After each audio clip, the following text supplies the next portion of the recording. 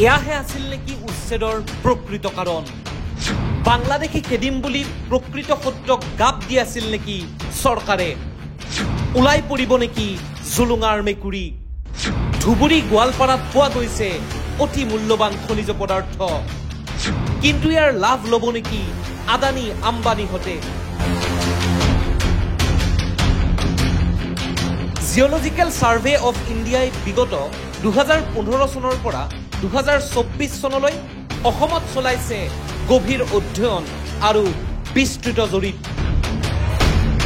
জিঅলজিক্যাল survey of ইণ্ডিয়াৰ এই অধ্যয়নত পোহৰলৈ আহিছে অসমত আছে হাই সিলিকা গ্লাছ স্যান্ড ভেনাডিয়াম মূল্যৱান গ্ৰেফাইটকে আদি কৰি ৰেয়াৰ আৰ্থ এলিমেন্টছ নামৰ এক অতি মূল্যৱান খনিজ পদাৰ্থ 17 বিধ মূল্যৱান খনিজ পদাৰ্থৰে নিৰ্মিত হয় এই ৰেয়াৰ আৰ্থ এলিমেন্ট যি অতি মূল্যৱান তথা বিৰল অসমত পোৱা গৈছে এই বিৰল খনিজবিধ অসমৰ ভূগৰ্ভত পোৱা গৈছে 28.64 নিযুত টন ৰেয়াৰ আৰ্থ এলিমেন্টছ অসমত কাৰ্বি আংলঙৰ সামসামপি পাহাৰ সামটেৰান পাহাৰ বৰপুং দলদলি অঞ্চল উমৰাংচুৰ খুবাক আৰু গৰম পানী বেল্ট সামুগুৰিৰ লং লং কচত পোৱা গৈছে এই ৰেয়াৰ আৰ্থ এলিমেন্টছ তাৰোপৰি মন কৰিবলগীয়া কথা যে ধুবুৰীৰ সাপৰ বিলাসীপাৰা অঞ্চল গোৱালপাৰাৰ পাইকান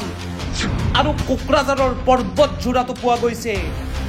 এই ৰেয়াৰ আৰ্থ এলিমেন্টছ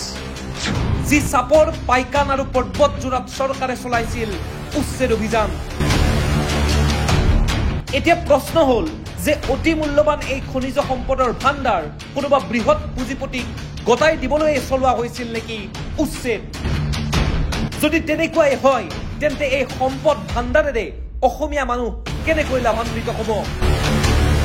বৃহৎ পুঁজিপতিৰ হাতত যদি এই খনিজসমূহ গটোৱা হয় তেন্তে অসমত এটা শ্ৰমিক শ্ৰেণীৰ জন্ম হোৱাৰ বাদে যে আন কোনো উল্লেখনীয় লাভ নহয় সেয়া ধুৰুপ news desk report the opinion